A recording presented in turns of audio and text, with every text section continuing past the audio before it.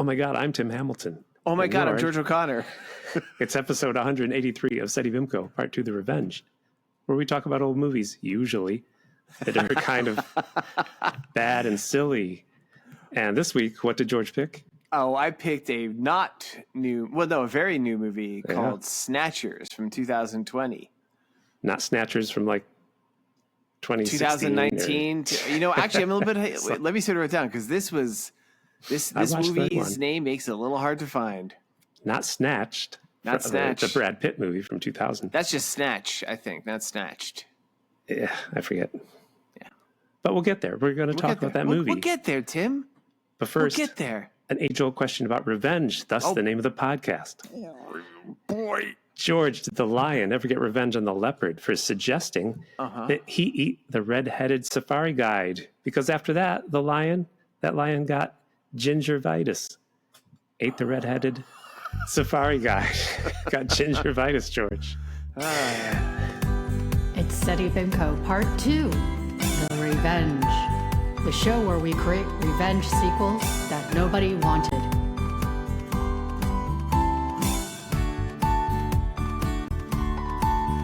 Seddy Bimco, Part 2, The Revenge Joke. Which episode Here number we is are, this? 183. Too many. We're back from Back. Happy holiday New Year, everybody. break. Holidays. When you sit with relatives. Yep. Or stand with them, depending. Well, I Tim, won't how say were your holidays? Did you have a good time? For the most part. Yeah. I won't name names. I did have a little bit of got through dinner okay. Everything okay, but there's old people at dinner. Got through everything. That's always a problem. Halfway through dessert. One of these old people said, listen, Chinese people are okay. Korean people are okay. Then both me and my wife were like, yep, most people are okay. Where is it going? Who broke the trend of not okay? I wanna hear. There's okay people in every race and culture, and there's not okay people in every race and culture. But it appears, and I'm surprised they're saying Chinese people are okay, but I guess a Chinese person took a poop in front of the Korean palace in Korea.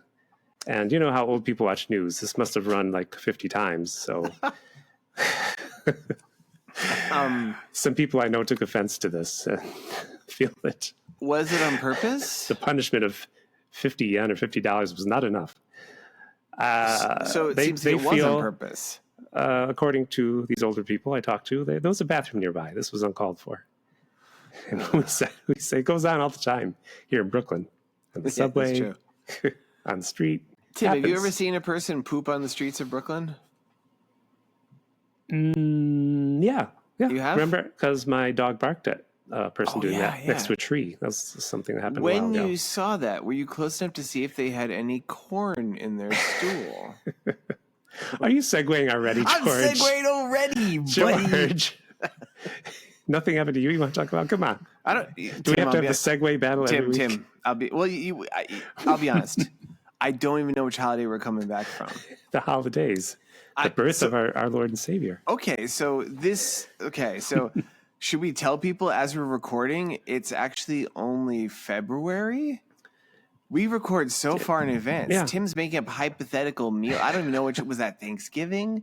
Was that Christmas? How did he know about this stray pooping? Or does that just happen so often that a Chinese person poops in front of the Korean Royal Palace? That's like an evergreen statement. I don't know. There's a line there for tourists, and obviously this person had an issue.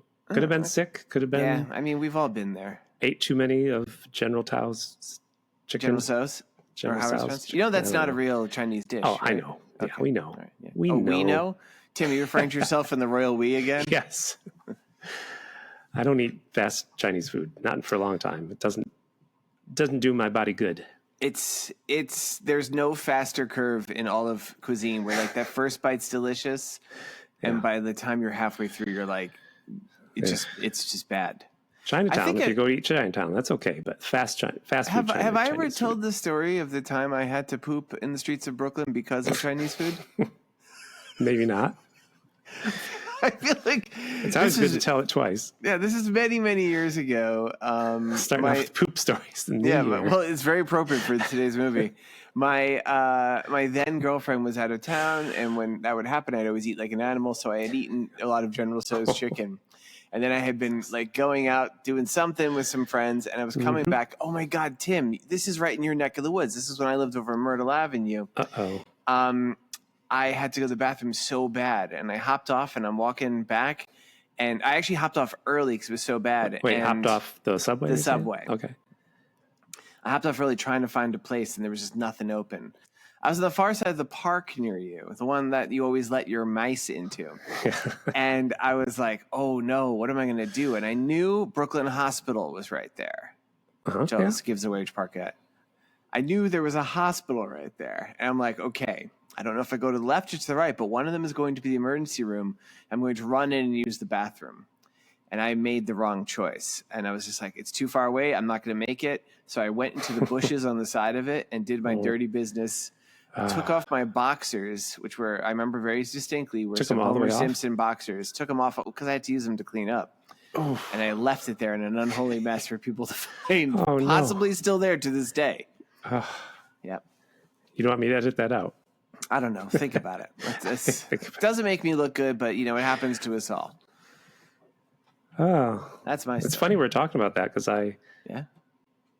nobody said anything. This was in a group text. I went to the doctor for a checkup, and have you ever, the doctor checked everything. He stuck his finger up my butt, just make sure everything's good up there. Tim, they're not supposed to do that. It's funny. It was the dentist too. So it was going to, no, not really. It was really the doctor that does that. Poor guy. He has to do that all day. And the whole time he's just like, sorry, gotta do this. Sorry, gotta do this. I'm like, yeah, I know. You don't have to say you're sorry. I know you're doing it. What else? Like, were you facing him as everything it was happened? fine. Did he kind of reach around? You can't face him. You wouldn't want to. What if, was he blowing little kisses? Yeah, probably. He's very nice. I think, he has to do that all day. Man, you don't want to shake that guy's hand. All day. Or you do. I don't know. Have we talked enough? Anyway, I mean, I we've feel talked like enough. This was ill-advised to have such a poop-heavy beginning when we are going to be having a poop-heavy episode, perhaps. There's only one poop scene, really. But I guess you've segued. I give up. You can segue this week. Did you have more to say? Speaking you gave of up. poops, Okay. yeah, I have nothing else to say. Right, They drew my blood. I hate that. You- I almost pass out. But Did they use a red crayon red crayon. to draw your blood?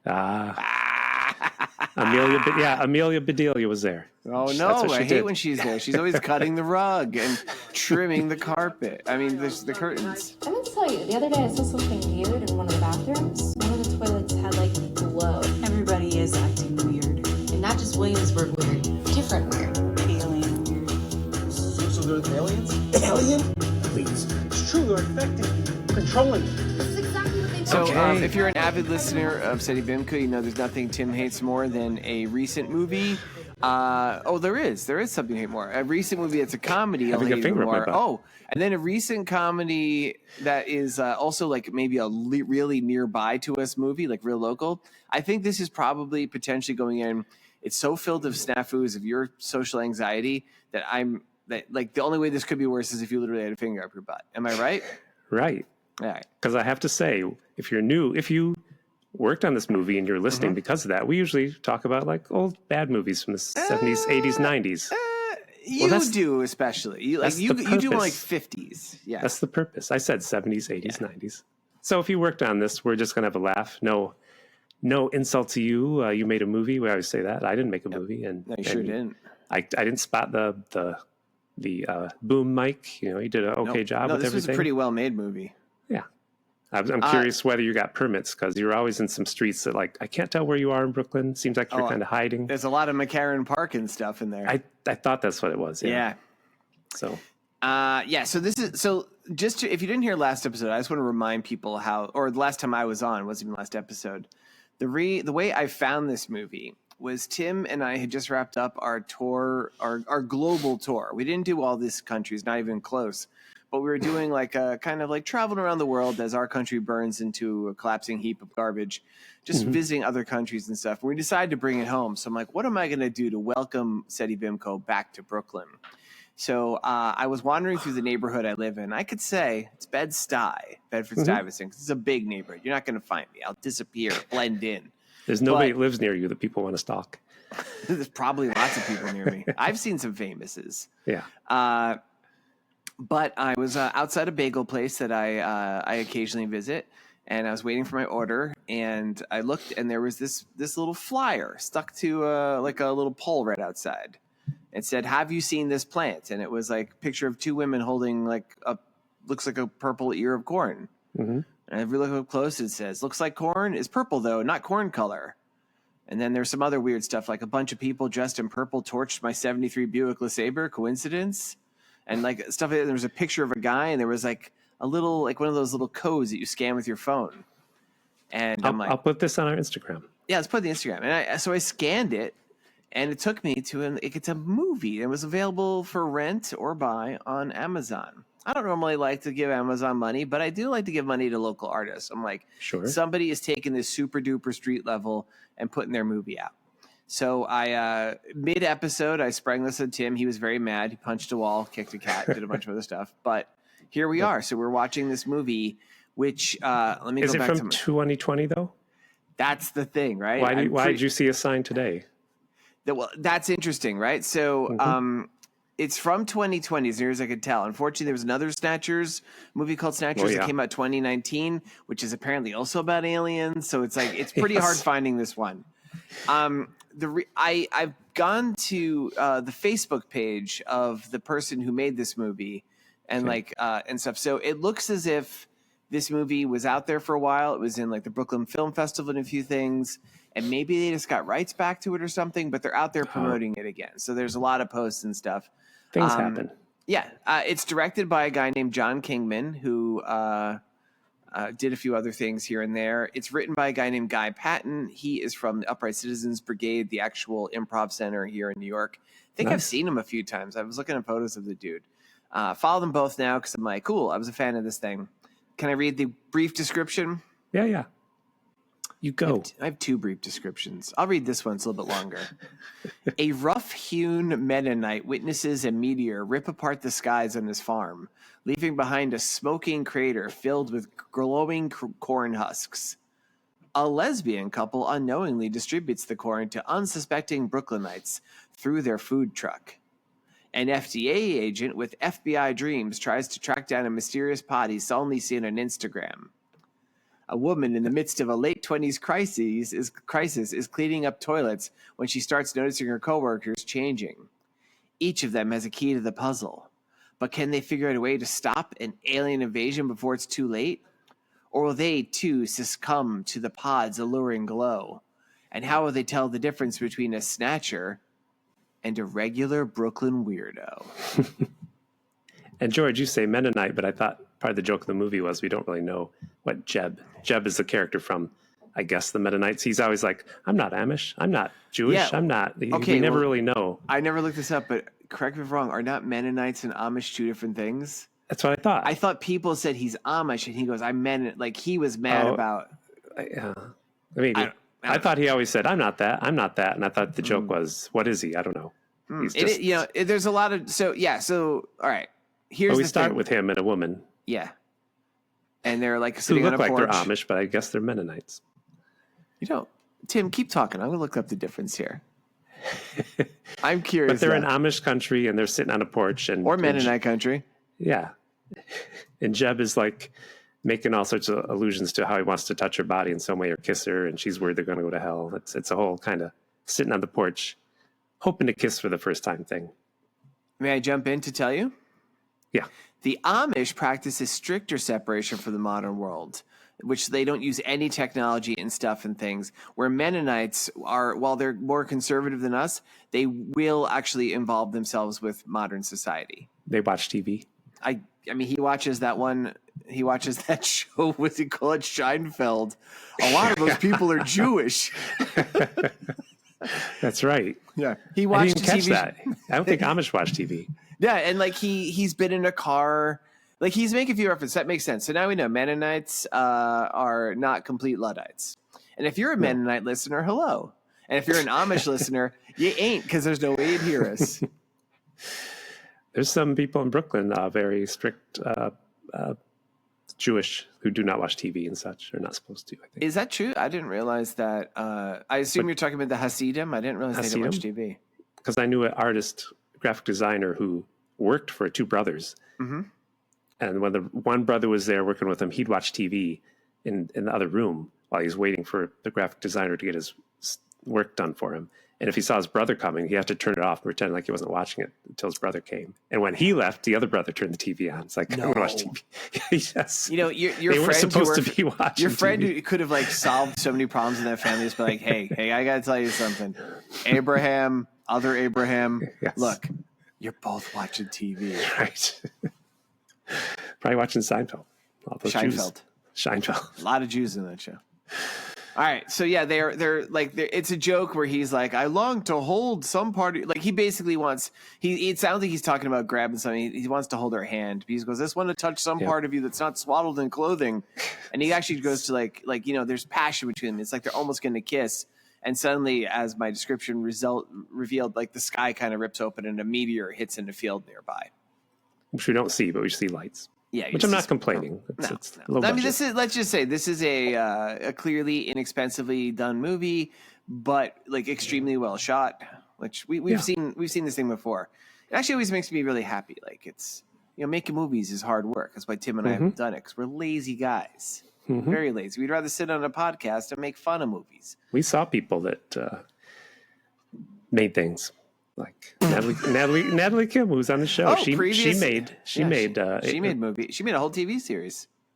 Yep, on Super Twins. YouTube, right? Yep, and I saw how hard it was. Yep, she killed 7 people. She killed 7 people making. Yeah. Oh wait, people don't know about that. Hi, Super Natalie Twins. Kim. Check out Super Twins if it's still on YouTube. I don't know. Let's see. Yeah, I mean that's the thing. Tim and I have chosen to express our creativity as cartoonists, meaning we sit there at our drawing desk. I'm at my drawing desk right now. We draw pictures, we put them in books, we do stuff like that. But there's other ways. But like the whole thing about movie making, it's a big collaborative process. And I can draw an asteroid hitting a field just with my magic little hands. Yes. But in order to do a movie, it costs my hands. Pencil and paper. Pencil, paper, ink. You have that little bump on your next to the pointer finger. The index finger. Index finger. You got a little bump there for your pencil, right? Yeah, I call it my index men. Yep. That didn't work. That sucked. All right, let's talk about the movie again. All right, so he goes into the field and like we see some purple light. We don't see the corn yet, though, right? No, I don't think so. No, because then he just sees purple lights. Then he sees purple light, and he's all like, kind of like. Cut to the city. And the city in question, everybody, is Brooklyn, the borough of New York City, where both Tim and I make our homes. We meet Paul. No, we don't meet Paul yet, do we? I thought we see Paul right away in his car. His old, I forget if it's an Oldsmobile, but it's an old car from the 70s. Oh, no, I think it's, as mentioned in the ad, I think it is a 73 Buick LeSabre. Yes. Yeah. One of those things. I thought we meet the ladies at the food truck first. We could. I've got them both here. All right. The food truck that caters to other food trucks. Yeah. So basically, it's called the food truck, and it's a food truck that only. Oh, you're right. We do meet Paul first because he's trying to buy. No, that's later. He's trying to buy food. He's upset that everything's gentrified, even though he's too young to remember when it wasn't. Yeah. I don't know if that's a joke. So? I think so. He looked like our age. I don't remember when things weren't totally gentrified. We were here when things were looking up. You were here sooner, George. You got mugged in a White Castle, and your friend got hit in the head with a gun. I got punched in the face in Williamsburg, where this was set. Oof. That's where that scar on my eye comes from. So but he says he is a Polish guy who grew up in Williamsburg. So I think he might be. Maybe he's a little kid. Yeah, maybe a little kid. As a lady yells at him, he's driving in the baby carriage lane. He's like, oh damn babies. Yeah. So his name is, I didn't know his name was Paul. I called him Tedeki. Okay. And he is a guy who's got like, there's a line that's really funny where someone's like, are you a cop? He goes, do I look like one? He goes, yeah. He goes, thank you. He's a guy who really wants to be like a cop, like a real 70s cop. He's got like this boner for the 70s. Like my co-host has a boner for the 50s. Yeah. 70s. No, you don't. 70s. Early 60s at best. Oof. But it turns out he works for the Food and Drug Administration. And we learned that he's tried for the FBI many times, but has not made it. But he really wants to be that. Which is funny. He just had to wait till 2025. They're taking anybody. If you have the right politics, which I don't know that he does. No. So we are introduced to this character, but like to move the plot along, because I took bad notes, Tim. I was enjoying this film a lot and actually watched most of it twice. Well, I got notes. I didn't. Okay, so basically, we are the introduced Mennonites to Brooklyn people, though, George. There's 2 Middle Eastern people in a bodega, and they insult Paul in their language, like say all sorts of awful things about him. Well, he's buying a bottle of water or something. Yeah, a lot of stuff about like talking about how he looks like such a 70s cop and stuff. Yeah. That's actually pretty fun. I wrote here, I don't know their names, so I'm sorry I call them this. One name is Jem, but the 2 lesbians meet some Mennonites at the farmer's market, and they have the purple corn, and they give it Tim, to I'm the so 2 mad lesbians. because I didn't write down their names either. I was trying to figure out from... One is Jem. One is Jem. I have Jem and... Other lesbian. No, I'm sorry. I have it. Bridget. Jem and Bridget. Okay. Save the fucking day. Because they call them 2 lesbians through the whole movie. Like those 2 lesbians. The 2 lesbians. It's kind of as a joke, people, not as a... Yeah. No, it's definitely... It's like... Apparently, I was looking at Letterboxd. This film had been chosen as a Pride Month selection because of its good depiction of lesbians. Okay. Yeah. They're just They're people, the women in the ad own that I saw, the holding the corn. Yeah. a food truck. They own the food truck that only caters to other food trucks because all the food trucks are so hyper specific. There's lots of food trucks in Brooklyn, people. Yeah, we have a thing called Smorgasburg where it's just like I don't know, probably like 40 or 50 food trucks get in a big circle in like Prospect Park. I think they also do one in Williamsburg still, and then maybe one at Dumbo. So there's just tons of it. Like those people get together and it'll be a lot of very specific foods. And right next door is Vomitsburg after you go to Smorgasburg. Right? Have you ever thrown up from there? No, just to eat a lot. I've been thrown up in a long time. I know better when you're older. I've definitely gone to Smorgasburg and then had to go home and then I have to get off my subway earlier and then shit in the bushes outside the Brooklyn Hospital. Jeez. Happens about every third time I go. Yeah.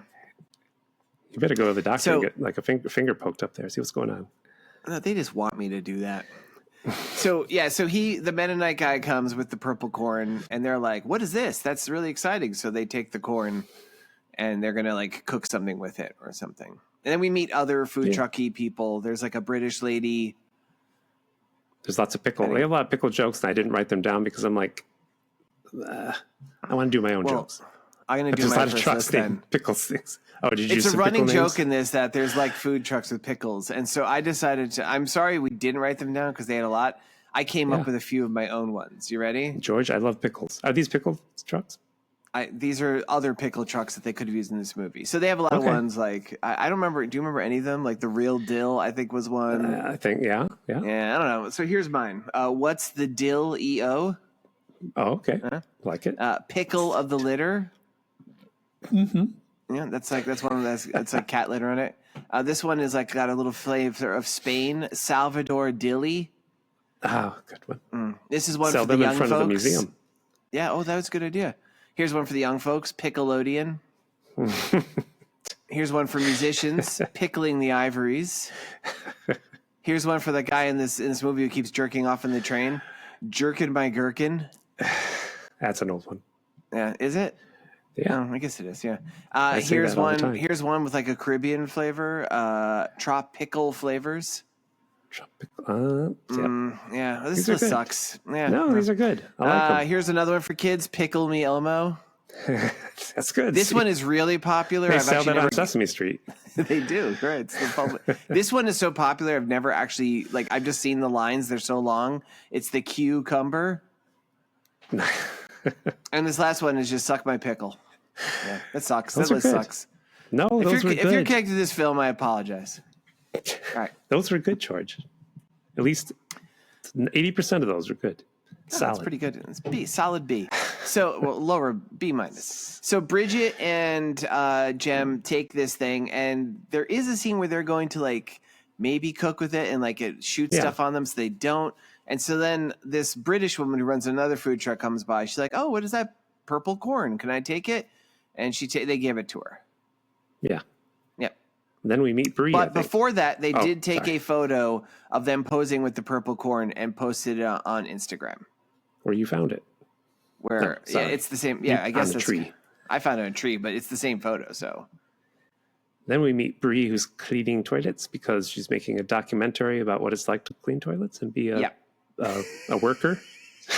So much toilet stuff here. And Bree's what was her documentary? Is about so being, she's done a couple documentaries they mentioned. Yeah, it's about being I forget what you call people who work in the service industry. I guess that's cartoonists. Cartoonists. Yeah, cleaning a toilet or making cartoons. Yeah, she's working as a cleaning person. I didn't get this until I actually read some stuff in Letterboxd. She is Hispanic and doesn't speak Spanish. That's what I thought. Okay, I thought she was. Because otherwise, like, this character comes across as real xenophobic asshole. Yeah. And I was like, oh, that's a brave move. But I'm like, oh, I guess the joke is that she is, a Latina and she doesn't speak any Spanish. Because that's like the running joke is that if you want to call it a joke, all the people in her cleaning speak Spanish and she doesn't speak Spanish. So she has any idea what's going on around her. In my notes, Kevin at McCarran Park we meet Kevin in McCarran Park, who's a man having in a little cart being drawn by two dogs. Kevin? He's the White Duke. Yes. His name is Kevin later. Is it? Later. They call him Kevin later when we found out he went to school with Paul. Okay. The White Duke. We'll call him White Duke. Yeah. White Duke, he wears white flowing jacket. He wears a sucker ring, the kids wear. Like a lollipop ring. Yep. I don't know what he is. I don't know either. He's like, he's just a cool guy. Everyone calls him the White Duke. I'm like, is he a criminal lord? Is he like, he seems to have a kingdom. And if you were the actor, like I've looked up other photos of you, you don't remember like this. He is a weird looking guy. He's got like, he seems pretty large, but he's got like his hair, like he's balding and he's got his hair like combed up into like little like Wolverine spikes and tufts. I liked his hair. His hair. He's just a weird character, and he has a very booming, resonant voice. And I'm like, he's a character you would meet in Williamsburg. He kind of I think that's all he is. Yeah. I mean, this whole movie, like what everybody says, like this movie's just full of people you'd meet in Brooklyn. I'm like, yeah, kind of is. In fact, like I'm pretty sure at least one of these people has sat on my stoop at one point. Right. I wasn't there, but I'm sure they've just come through. This is what it's like in Brooklyn, people. Yeah, don't come if you don't support this stuff. One time when we showed up at the park with our dogs, like 20 years ago, it was summer, and there was I say kid, he might have been 20. He was waking up on the bench, and we all have our dogs, and he just started walking towards us, and I saw, you have no shirt, no shoes, no socks, jeans that were falling down, like, oh, no underwear. I hope those jeans don't fall down too far. And he just came over to the dogs, he goes, oh, doggies. And all the dogs just start barking at him because he's acting weird. He was like still maybe high. Yeah. When dogs notice someone's weird, they just start barking at him. That's a sad story, Tim. I was hoping there would be like a way that No, but then he kept saying, oh, doggies. We just said, okay, we're going to move on. Well, he's just a kid who stayed out too late one night. That's all. I'm sure he made his way home. I hope that's what it is. That kid now, Tim, he's like 40. Every story in Brooklyn ends with, I hope they got home okay. When you see people. Yeah. Kill each other. So yeah, in McCarran Park we meet the White Duke. I don't remember anything about it though. He's an adversary to Paul, our FDA guy. We don't know why, but they don't like each other. And we don't know how Paul Tedecki fits into it yet. Until he shows up to work, where we learn, because I guess I spilt the beans where he's in the FDA, not a cop.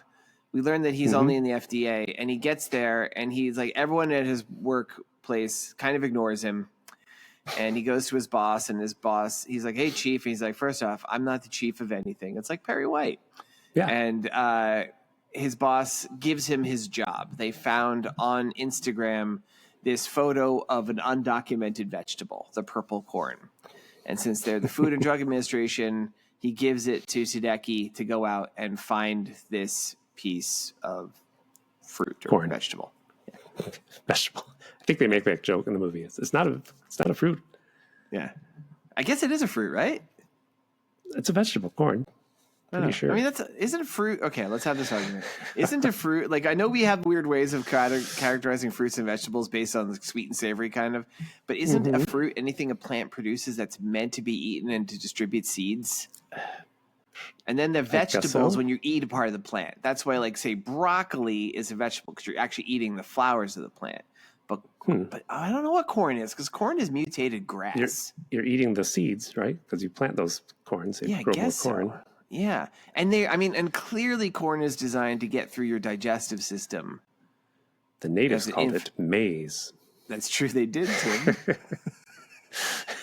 I learned that from William Shatner. Wait, what? When did he? Was that in like Star Trek? In the 70s, before he got back to Star Trek, he did ads for butter, and he used to come on TV and say, "Really? Corn." The natives, of course, back then he said the Indians called it maize. Yep, he did that ad. I remember that.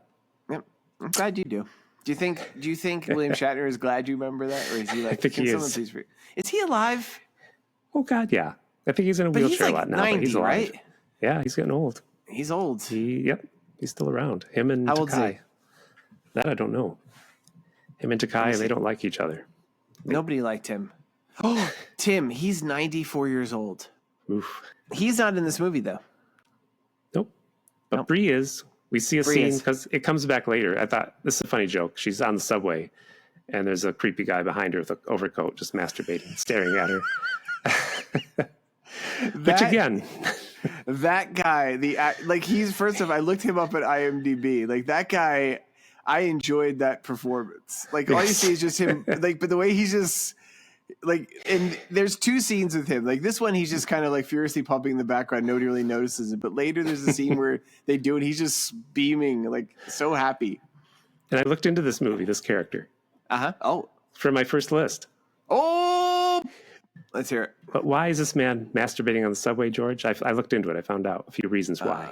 Okay, let's hear it. Number one, he likes to cry in public. He thought... If you're not from New York, our subway system is called the MTA. He thought it stands for the Metropolitan Transportation Authority. Oh, I meant to say that. Yep. Thank you. Well, he thought MTA stood for Masturbate Today again. Again. And when he does it at home, his mother's always yelling at him for the mess he leaves on their nativity scene. Ew! Everything about that was awful. It's awful, George. That's why he does it on subway. Yeah, that explains why he's so happy later, too, because he's doing it again. And why she's on the subway? Oh, thank you. What? Why is she on the subway? I forgot.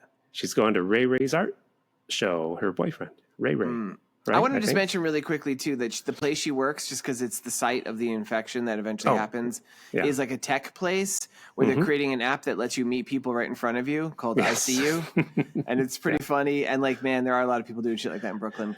And that's where the comedian Dave Hill is in this movie. That's a guy who has a full-on Wikipedia and stuff. Like, nice, I missed it. Yeah, he does he's been in a lot of shit. Like I think he was kind of like part of like the Comedy Bang Bang group and stuff. I know he's written the theme song for like Colbert Show and stuff. Nice. I've been following him on like social media for like ever. Was he the boss at the place? Yeah, he's the kind of weird boss guy that just pops in a few times. Like I thought he looked familiar. Yeah, he's pretty well known. It's a small scene, and honestly, it seems like he wasn't there to film all the scenes because we never see him after the initial part. Like he doesn't return once everything starts weird happening. I don't think. No, just one more time. I think later. Yeah, he's in a couple scenes. He's just like kind of like being a real Dave Hill type character. If Dave Hill, if you're listening, I'm a big fan. He has this running gag that he's been doing for years on his Instagram, where anytime he sees like a traffic cone, he just sets his phone up near it, runs up, kicks the cone over, and then gives a middle finger to his phone. Honestly, I must have watched 200 videos of this guy doing it. It makes me laugh every time. Follow him. He's a good follow, everybody. Dave Hill. He's like that other guy who, sadly, I don't know his name on Instagram. He walks up to mailboxes and roasts them. Have you ever seen him? No. What is he? You think he's good? You're full of mail? Like that sort of shit? Like, or they look like things, and he just roasts them. Like, what are you? Some sort of Andy Warhol mailbox, you piece of shit? And then he skates away. He's on skates, depending on what the mailbox looks like. Sorry, nice. I don't know. I forget his name. Maybe it is Dave Hill. I don't know. I think it's a different guy. I think the only person in turn is Dave Hill. I think so. Yeah, so I think. So, so then she's going to see her boyfriend at his art show. His name's Ray Ray. Ray Ray, yeah. He sucks. He's like anti-capitalist and talking all sorts of shit. Yeah. And he's got a Campbell soup can as one of his art pieces. Sitting on that. Speaking of Warhol. It's funny. And like his big new sculpture he's showing off is called Soft Yarn Dicks. I missed that. Yeah, the show is just it's yarn dicks. So his whole thing is like he is a terrible boyfriend to Bree. Yeah. They never have any time alone. They never have any sex. Because she hints at it. And he's like, no, take a nap. She goes, I'm going to lay down now. Yep. He's good. You need a nap. You look tired. He's always mooching stuff off her because he doesn't leave him money. She lives in her parents' old apartment, I guess, until her documentary career takes off. But he invites like all his moocher artist friends over there just to like potentially trash the place and stuff. And George. Yep. And Lou. Wait, making Lou? fun of this movie. Since it's an movie, we both went to art school, and I wondered, did you know kind of a Ray in art school? I knew like 20 Rays. Oh, really? Like a fine art student? Did? Yeah, they were like, so Ray's whole thing is like he is like dedicated 100% to his art. He dumpster dives. He gets his food out of the dumpster and everything. I knew a lot of kids who like almost invariably, like not to be a dick, came from like wealthy backgrounds. And like they would like kind of like, they'd be going to art school like how? Like this is expensive, Yes. And then they would be going home to see their parents in like Connecticut on weekends, but then they would spend like the weekdays like crashing out on St. Mark's Avenue, like begging for change and stuff. It was I meant more. Did you know a fine art student who did crazy stuff? Yeah, every single one. Yeah. I knew someone who it's more my wife's friend, but she. You can decide whether this is nutty or not. She really went for it. It's like she made molds of her friends' penises. Oh, I knew somebody who did that too. I wonder if it's the same person. Put them in a vending machine as her art show, like vending machines for you. She ran the marathon wearing raw meat. Ew. And she married a dead poet in France because there's a loophole in France. You can marry a dead person. Was the dead person someone she knew, or is this someone who like died? Oh no, he died in the 1800s. I think he's a dead poet. That poor guy. So anyway, someone like that. I wasn't good friends with them, and I haven't seen her. She like moved away. If you're a person who ran the New York City Marathon cover with raw meat, please write to us at Seddy Bimco with an E at the end, gmail.com. Sure, she was fine. It's funny about the penis things though, because I knew a woman who she had the penises she cast were erect penises. I don't know if yours were. What? Yeah. How do you do a mold and make sure if you need a fluffer? I guess she acted as a fluffer for them, and then she had like she would arrange them in like frames, a bunch of them, so it'd be like just a bunch of penises. Interesting. And, I'm curious how she managed that. I imagine she fast setting.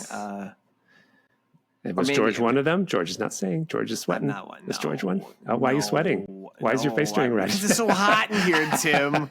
It's just hot. All right. Anyway, on to the next segment. Next segment.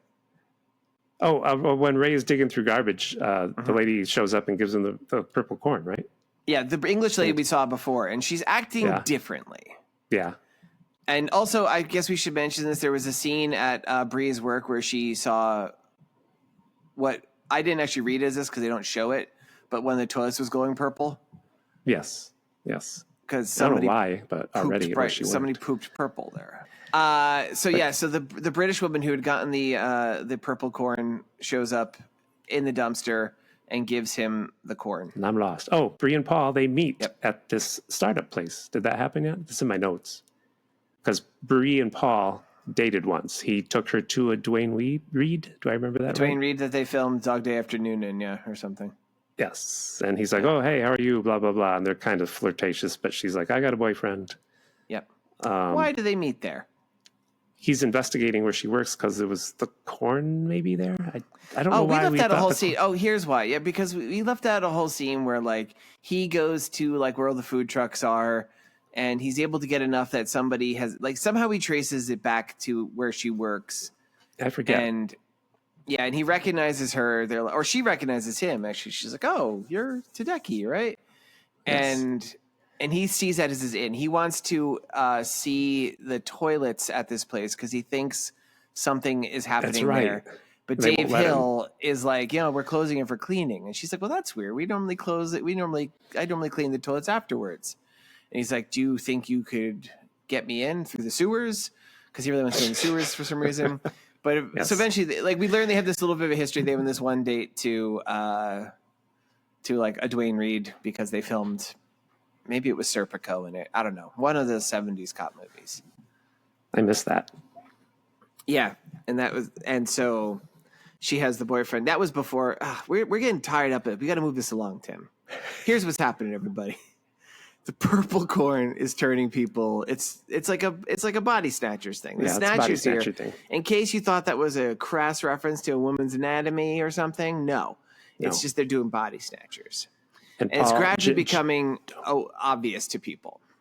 And Jeb, the Mennonite, he comes to the city. I forget where we introduced him, but he meets Paul. Paul Hunt finds him. I think when Paul is around the food trucks looking for this undocumented vegetable for the FDA, he runs into Jeb, who admits that it was something that crashed in his field from outer space, and they become partners. Certain people, yeah. It's like Beverly Hills Cop, except it's Jeb and Brooklyn Cop. Which one is Axel Foley in that situation? Jeb. I think. And so Tedeki is like the Judge Reinhold? Yes. Okay. All right. I can work with this. Because Tedeki's like, I love my car. My car is old. Don't like these new cars. Yep. And Jeb's like, even I, who am supposed to have an old car, my car is not as old as this. Because he's a Mennonite, and we know now Mennonites can use technology. You know why he likes old cars? Why? Oh, is this a list? It's my only two lists, George. We're already through the movie. I'm waiting to get to my list, but we're just getting lost in the weeds. The weeds. Two lists. Paul loves his old car. Uh-huh. A list of reasons why old cars are better than new cars, George. I got a list. Why are they, Tim? Old cars are better because your body becomes resistant to tetanus due to all of your rust-related cuts. If you have an old car, nobody's going to break into your old car to steal your 8-track tape player or your Best of the Eagles 8-track tapes. Ooh, welcome back to the podcast, The Eagles. People with new cars don't know how they will die, but if you have an old car, you know you will die being impaled on a rusty steering column.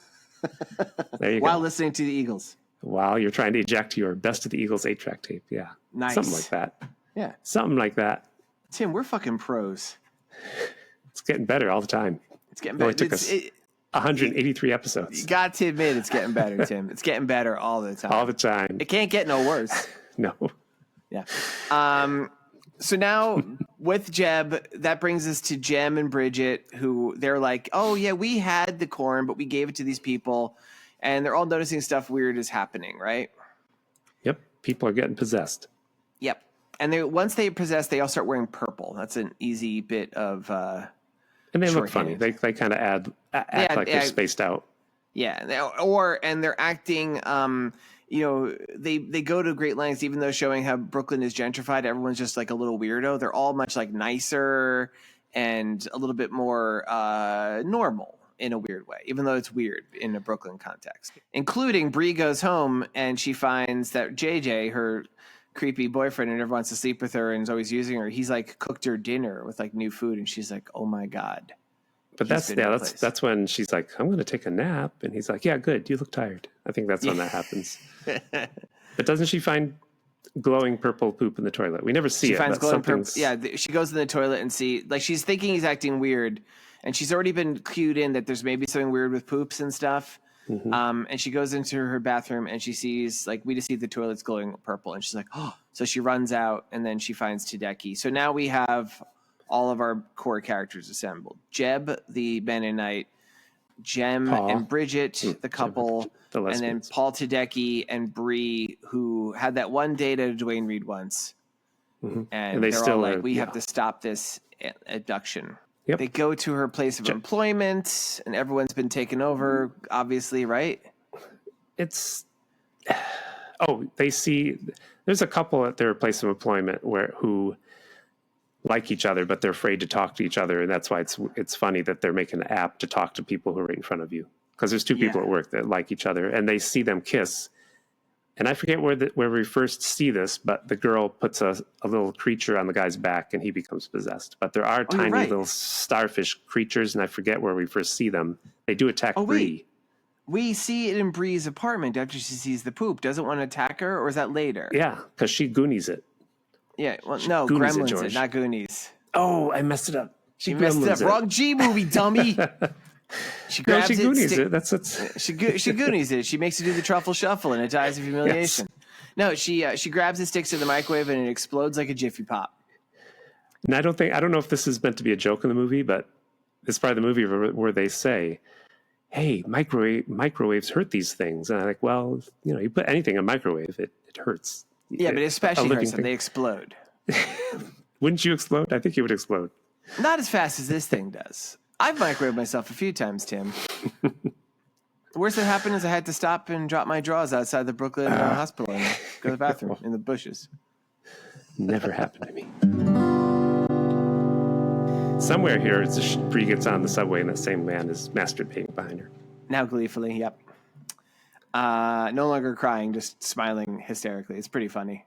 I know we're lost in the weeds, George, but what's the funniest thing you ever saw on the subway? Funniest thing. Very close to this, actually. I was on the subway many years ago. This was sometime in the 90s, perhaps. I'd say it's the early 90s.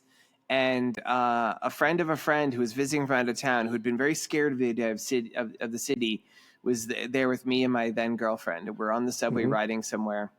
And, I'm being like a good New Yorker. There's a seat opens up. I'm like, hey, take a seat so you're not in the crowd. And she's sitting there. And after a few moments, I noticed that the guy sitting next to her it was summer, so it was really hot. So it looked like he was wearing shorts at first. He had the New York Times open. I realized he wasn't wearing pants, and his pants were pulled around his ankles. So she was pressed up against this guy who was like completely pantsless, like on the subway. I'm like, I'm not gonna tell her.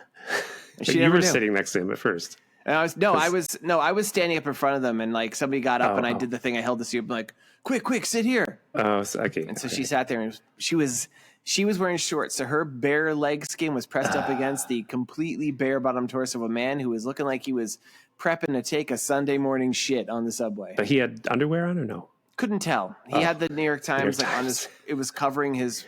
He was doing the crossword. Yeah, it was open, so he was reading. He wasn't writing anything. He looked like, if you've ever seen The Green Mile, remember the one guy who had the pet mouse? It's been so long since I saw that. He looked like that guy, yeah. I could watch that again and be like, I don't remember this. I don't remember this movie. What's the weirdest thing you ever saw on the subway? Well, funniest, maybe 10 years ago, my wife and I were on the subway, and these two ladies got on they weren't dressed in jeans and sneakers. They were dressed nice coat. They had bags. They'd been shopping. They had nice shoes on. They were kind of giggling, having a fun time. Were they tickling each other? No, they're just laughing. Like, I thought, oh, you guys have a few drinks maybe. I don't know if they were high. But we got to a stop, and both of them who had been laughing, like, it's our stop. And they both like got up, and they must have been high. They both like collapsed on the floor of the subway on top of each other, just kept laughing. Then they started tickling each other. They were just laughing. You went and you're like, let me help. Yeah. And that's how you got arrested. That's how I got arrested. Yeah. But they didn't get to the door in time to get their stop. And they just kept laughing. They're on the floor rolling around like, oh, you guys are very high. But they're nicely dressed women. I hope they got home okay. Yes. I'm sure they got home okay. It was just funny. They tried to get up and just collapsed on each other. Yeah. Anyway, that was hilarious. Anyway, so let's just cut to the chase okay. here. I want to get my list up. Well, you go a little further, and I'll see if I have to cut in. Keep going with your story. You can do your list. No, I need to get up. We haven't even gotten up to the point where we've started. So they're noticing people disappearing, and they come up with the name Snatchers to describe them. Yeah. But it's a running joke that they're like, and I have to agree. Tadeki's like, I don't like that name. And he keeps coming up with other names, and people keep coming with Snatchers. Well, they go see the White Duke to get his help, okay, right? Before we get to that then, yeah. Okay. All right. I'm lost. So I'm lost in here's this plot. Yeah. They realize there's no more safe places to stay because she's attacked at her house, and there's the monster there, and everybody at the FDA has been turned, and everybody at the FBI has been turned because he does some of the FBI and he calls. So they're like, this alien invasion's gotten bad. So they're like, we have to get away from these Snatchers. Now, I came up with, because they keep coming up with other names for Snatchers, I came up with other names for Snatchers. And I think these are actually pretty good. All right. Keeping in mind three things, Tim. There's three ways these are built on. Snatchers, reference to body snatchers, grabbing, stealing, stuff like that, right? We know that it is spread by purple corn, and we know that the big telltale sign is people take bright purple shits, all right? Okay. So here's some names that they could have used instead of calling these creatures Snatchers. Okay. Cornholes. Yep. Seizures. Right? Like they seize. I got it. Poop corns. That one's really right on the nose, right? It is. Here, getting a little bit on the A train sort of thing. The Duke Ellingtons. Because they're like Dookie. Get it? Mm-hmm. Here's a good one, Tim. The Colonel Mustards. Colonel. Wow. And you know Colonel Mustard from Clear, right? Okay. Yep. Here, the skin grabs. I thought that sounded like skin grafts at the time. Doesn't work as good. Yeah. Here's a good one. Funny. The earlobes. Because they're ears of corn. They take over your Ears of lobes of your corn. brain. Yeah. Instead, the pod people, the cob people, the substitutes. Substitutes. Here's one you like, Tim. The poo-poo players. How about this one? Just the stalkers, because they stalks of corn, right? Nice. Yeah. Yeah. The replicorns. Nice. And the last one, I think this is actually legit really good. And I like, if you're listening, please use this. Are you ready? Husks. Yeah. How fucking good is that? It's corn. It takes you over. It is. leaves an empty shell of you with the husks.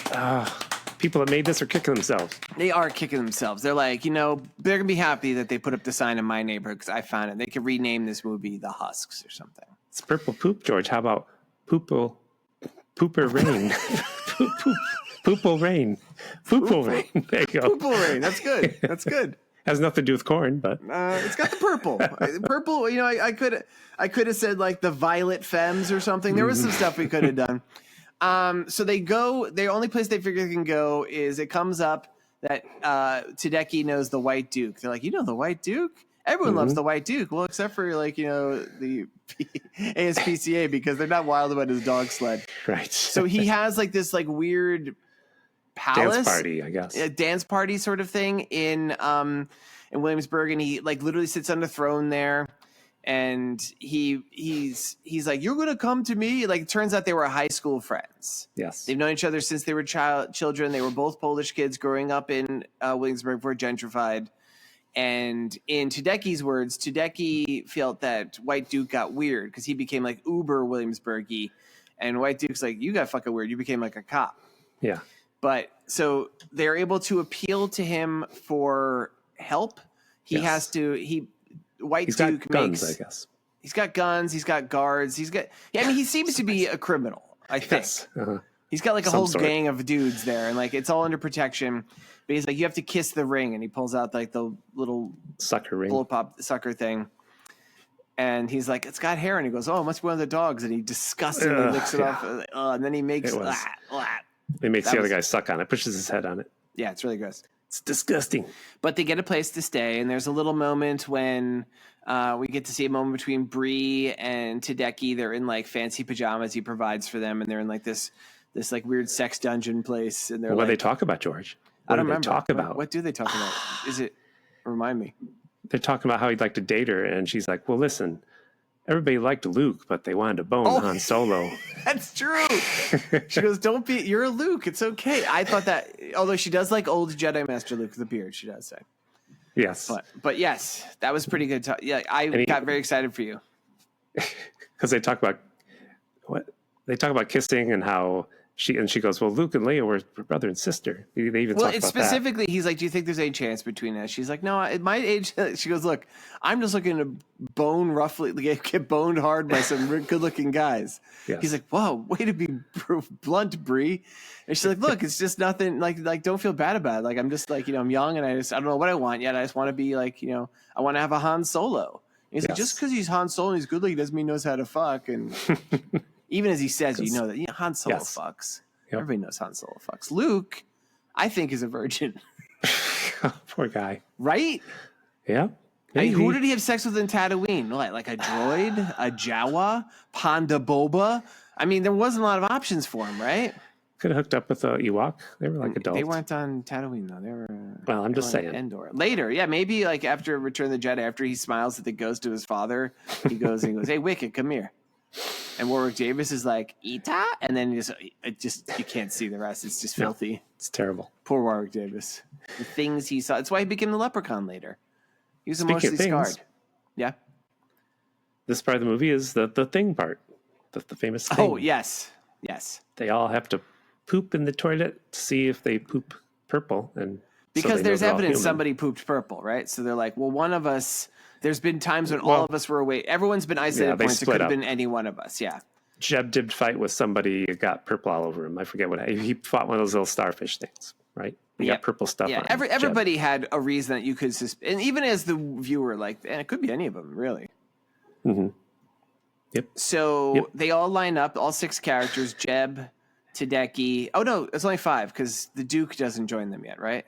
No. It's Jeb, Brendan, or I don't know, the two girls, Jeb, the 2 lesbians, and Bree. Tadeki and Bree, and they line up beside the bathroom in front of each other, and they have to shit, and then everyone goes and looks at the poop. There's a joke that they when they see Tadeki's poop, they're like, "How old are you? What's wrong with you that your poop looks like that?" Because he eats in this bad diner every day. Yes. And they all seem to be human. Yep. And at some point they realize, so we got to go to the microwave, the top of a radio station because they have a microwave transmitter. Yeah. Still, and they're making jokes they like say there's the still Scott radio. Shannon show. Tim, you didn't grow up in that. Yeah, Scott Shannon. When I was a little kid listening to Z100, he was the DJ who had their morning zoo. I was so excited to see him again. I was like, "Oh, look at that! I haven't thought of that guy since well, that's mean." Was it him? It was really Scott Shannon. I was such like a little fan when I was like 10 years old. I had like an LP of their greatest bits. Yeah. He did the morning calls to annoy people, did that stuff. Yeah, he was one of those things. It was the Z Morning Zoo, they called it. And I can't remember the other character. There was a guy like Spanky McFarlane, but he died. That was sad. The name sounds familiar to me because we got upstate. We got 11 Alive out of New York, and I think there were ads for him and Howard Stern and who's the other guy? Who was the Howard? Don Imus was the other one. Yes. We saw. He was pretty big, but he was a little bit less. He wasn't as big as those two, but he had the Z Morning Zoo, which was like Z100, which is it was the broadcast at the Empire State Buildings thing. Yeah, but so it's cool to see him. Another famous person in this. Nice. So because radios are apparently broadcast on microwaves, they're going to go to where he is in Radiator Park in Williamsburg and turn the microwaves on all the, let's call them husks, and explode them. Yep. I call them pooper brains. The poople Makes rains. no sense, I admit. It's got poop and purple, so it's good as far as I'm concerned. But they chase him up the stairs. Everybody who's possessed is chasing our heroes up the stairs, right? Is that what happens? They're getting to the top of the radio station. We cut some stuff out. They escape. At the White Duke's place, they get attacked, and then because the Duke gets possessed along with Ray, right? Or no, the Duke and somebody. One of the 2 lesbians, I think it's Jem. Yes. Turns out she's possessed. She gets killed, and then Ray is not possessed because we thought he's acting weird the whole time. But he's like, "No, I'm not possessed." That was I just wanted to be better for you. He gets shot, but he's okay. That's right. They shoot him. The other Brenda, she gets turned by White Duke, who turns out he's also possessed at this point. Yes. So, and then Jeb and Ray stay behind to fight off the aliens, giving a chance for Tadeki and Bree to escape and blow up the aliens. So they climb up to the top of the station. They hold the door. They go, "Ho door." Spoilers. We won't say for what. I think it's okay to spoil that by now. You go, "Hold the door." Maybe you're still reading the books. Was that ever even revealed in the books? I think that was some of the things that they revealed only in the TV show, right? Yeah, only in the TV show. You read the books? I read the books. Tim, you think he's ever going to finish those? We're talking Game of Thrones, everybody. You think he's ever going to finish those? The books are better. I hope. I think his whole storyline's in there, not in the TV show, obviously. I remember Lady Stark comes back as a zombie. That seemed cool. I wanted that to happen. Yeah, she does. Lady Stark, does she? It's been a while. Ned Stark's wife comes back as a weird undead creature. Maybe. It's been a long time. What's his name? Tyrion, in the book, his whole nose is chopped off and everything. I guess in the show, they're like, we're not going to do this CG with your nose through the whole thing. Nobody wants to look inside that guy's skull the whole time. Oh. Not anybody's skull. Who? Tim? He's someone we see on the subway a lot. I won't tell you where he lives, but I've seen him on the A train. Really? I've seen. We're talking Peter Dinklage. Everybody. I've seen him on the. He's one of my most adorable ever celebrity things I ever saw. Not because I'm not speaking him in things. He's a person, George. No, because I saw him walking in the neighborhood he lives. I saw him walking down the street with his young daughter, and she was. I guess she had just been in a play or something, and she didn't think she had done great. And he was like, "No, that was wonderful," in his amazing resonant voice, talking about how great she was. She's like, "I only got a B." He's like, "A B is great," and he's being so supportive. I was like, "What a great dad!" Yeah. Yep. We see him around. So they get up to the top of the thing and they turn the microwave and blows up people. Yeah, in the other building. But they found out that lots of people have been possessed. Almost everybody in Brooklyn, apparently. Yep. They run off in a food truck. Ray dies off camera somewhere, but Jeb comes back really briefly, and he's like, "Meet my two fists. One's creamy and one's milky." And he tackles Duke and Brenda off a rooftop, and then Tedeki and Bree escape outside of Brooklyn for a little bit. In the food truck for food trucks. I think they take that. Yeah, because his car had been burnt, which we forgot to mention that part. And they it's kind of a vague ending. They're on the run and they kiss finally. Yeah, and then they come back to Brooklyn and there's an alien spacecraft, a purple alien spacecraft in the sky shooting up probes everywhere. So I guess the world's doomed. Yeah. Yep. So they didn't really save the world. No, they certainly didn't. So, yep. That was disappointing, but it's okay. Sequel leaves room for a sequel, Tim. It does. All right. I give it a good grade for Brooklyn homemade film. I liked it. I'm definitely going to be watching it again. You going to buy it? Huh? Maybe. You're always buying these. I don't know if this one has... Here's the thing. I like to buy physical media, as you know. I don't know if this one has one. If you were one of the creators of this film and there is an opportunity for me to buy a Blu-ray, please write to us. It's Seddy Bimco with the Gmail at the end. I'll buy it on Amazon, but I don't want to because that guy... I don't know if you know this. The guy who owns Amazon... Yeah. He's a bit of a jerk. Yep. You said that. You said Seddy Bimco with a Gmail at the end. It's Seddy Bimco with an E at Gmail.com. Do you deny that there's a Gmail at the end as well, Tim? No. Because there is. It's on our social media. Now we have the part of the show where Tim and George talk about how this movie is like Star Wars and Labyrinth. How's it like Star Wars? Very easy. How is this like Star Wars, Tim? Because of the whole Han Solo Luke Skywalker thing? Now, even in the Star Wars universe, if you have a purple glowing poop, your space doctor will tell you should get your defective exhaust port looked at. There you go. I know we've talked about this before on the show. In Star Wars, we were told it's a long time ago in a galaxy far, far away. Mm-hmm. They're not really people. I've always thought, ever since I was a kid, that they basically translated this so that we could look at them as people, but they're not humans. They're something different. Wow, you've thought about this a lot. I used to think about this shit all the time as a kid. It was really bothered. I was really bothered when aliens looked like humans. But do we suppose then, given that they're actual all alien life forms, we're just seeing a translation of it? Do you think it is maybe? Do you think people in Star Wars even poop? We've never seen any evidence of that. No. I just thought it was an alternate universe with humans. I was okay with that. Alternate universe with humans. I think it's full of people who shit purple. I can carpental. Never mind. Guys, Tim can't say that I can word. put things in different compartments. If only there was a verb to describe that action, Tim. Can you think of one word that would say that?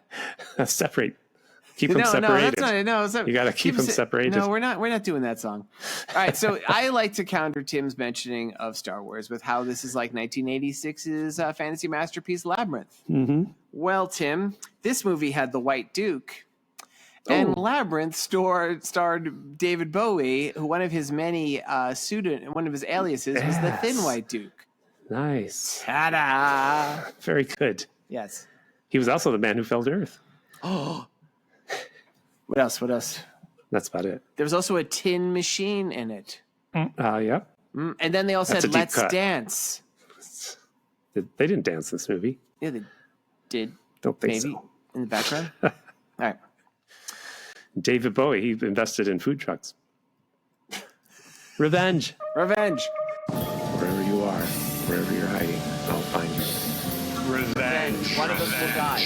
One of us will die. You want me to go first? I promise it's not long. Okay, I'm you gonna go first. All right. So instead of revenge story, because there's so much to do, I'm going to. I dressed this up front. This revenge is the revenge that the creators can have, because this movie, while Snatchers makes a lot of sense, and it's hard not to name the movie because it's such a part that the character is always discussing what to call them, it's hard to find this film. If you type in Snatchers, the other film that came out a year apart comes up a lot. And that one, I guess, had a wider release. It even also apparently deals with the aliens. So even if you type in Snatchers, aliens, it's just hard to find this movie. So my revenge is a list for other movies that the creators could call this, so they could revenge themselves on the Hollywood system. Okay. All right, number 1, Children of the Corn. Wow, more That's of these. been used, right? It's been used. Number 2, Amazing Stories. Huh? Yeah, I know that. Number 3, Lend Me Your Ears. Ooh, wow. Number 4, Tim, Sex Sells. Booty Snatchers. And if you're not an ass man, how about this one, Tim? Yeah. Number 5, Booby Snatchers. And if you're just like a guy who just cuts right to the, you're not into foreplay, you're just like a real pig, Snatch Snatchers. Jesus. And the final list of my revenge title of what this movie could be called to get a different audience, to find a wider release, Serpico 2. That's it. That's my list. That's my story too. All right, Tim. Let's hear your story. All right. Mm-hmm. In my story, I don't know what happened to Jeb, but I'm going to Jeb say fell off the roof.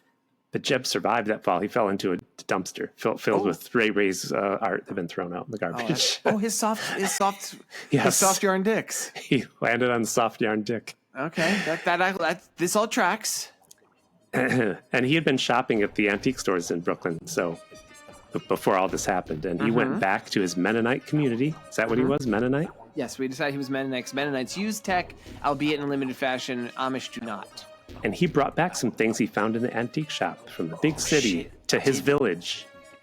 Did he bring a soft yarn dick? No, he left that. That Okay.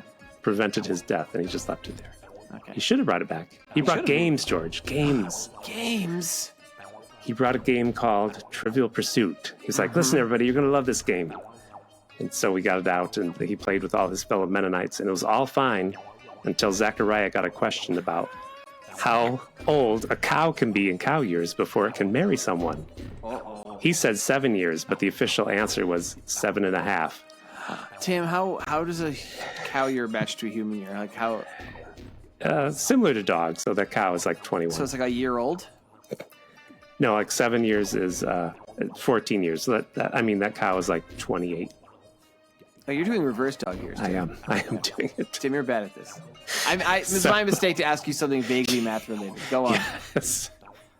So they couldn't agree on the answer. And this devolved into a physical altercation in which Zachariah kicked Isaac's wife right in the udder. It was ugly.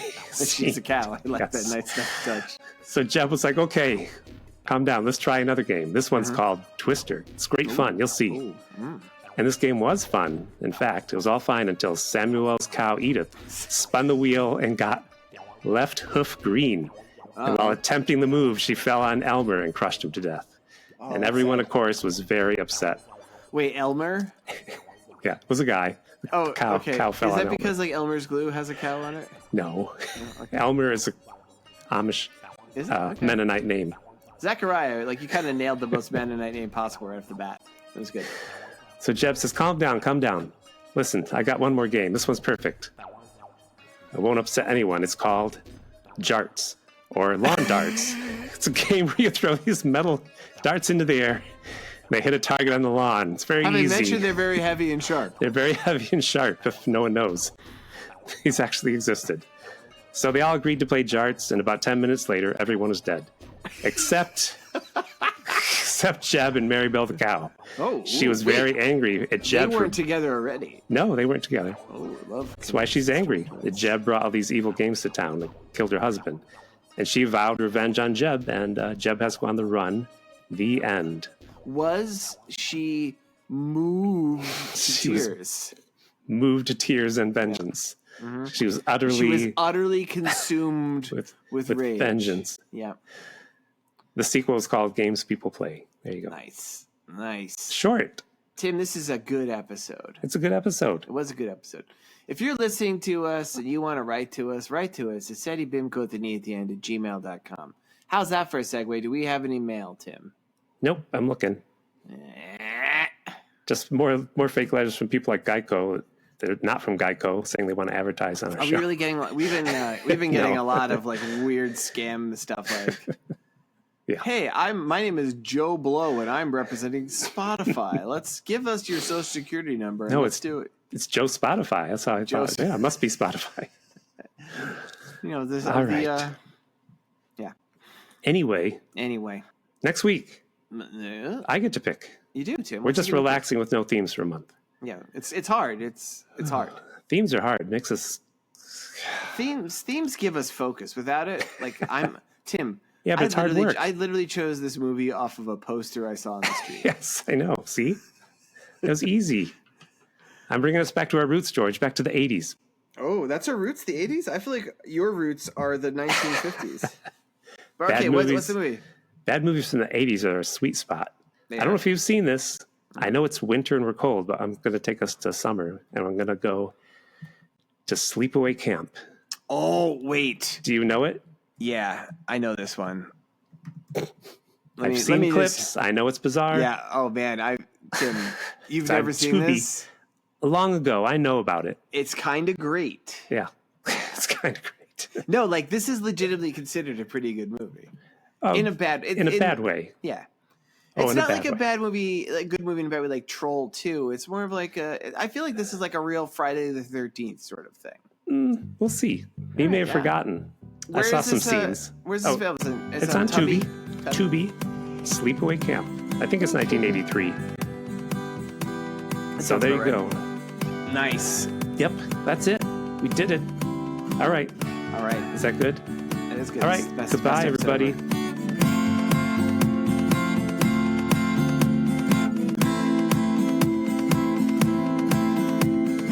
This has been a Pity Party Line production. Party line, it's a party line. That's the weirdest thing about one of our friends. I'm not going to mention. Who? The thing that weirded the most about this person, because I once said, the best place to poop is at home. It bothers me if I have to go to Starbucks or someplace. I don't like doing it. Ruins your whole day if you go to the I don't bathroom like doing that. And this person said, nah, it doesn't bother me. And I was like, oh. All right, Tim. That was what? I want you to tell me who, and then we'll cut it out. It was